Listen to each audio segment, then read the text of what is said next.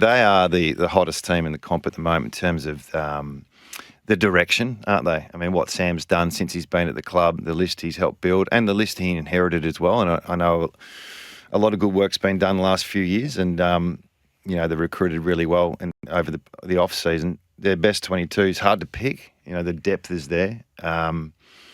But let's just not think it's going to carry on as well. I think there's a lot of work to be still done. Last season after round 5, they were 0-5. Yeah. So they, a bit like Collingwood, they hit the sweet spot. Their belief in their system and in each other, it didn't matter who was playing, they just rolled on. And as a coach, you sort of back away and let the team, suddenly one win turns into 5 in a row, and it's just a good rhythm you're in. So does that continue on this year? That'll be the test. And the start of the season is important for Hawthorn because if they can find that groove, they can achieve anything. But I don't think it's going to be as linear as what we all think. Is there an overconfidence about the group, from the messaging from an outsider looking in? Do your players are talking about it?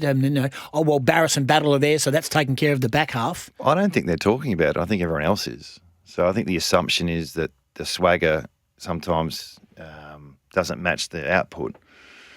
Yeah, I'm not quite sure. I think the way they act on field and the way they celebrated sort of was unique. And you condone that? Yeah, look, as long as you back it up. If you back it up, do what you want. If you don't back it up, I can hit you. Yep. That's probably how I they were good to watch, I must admit. They were really good to watch. Exciting style. It wasn't. Were they hard to coach against?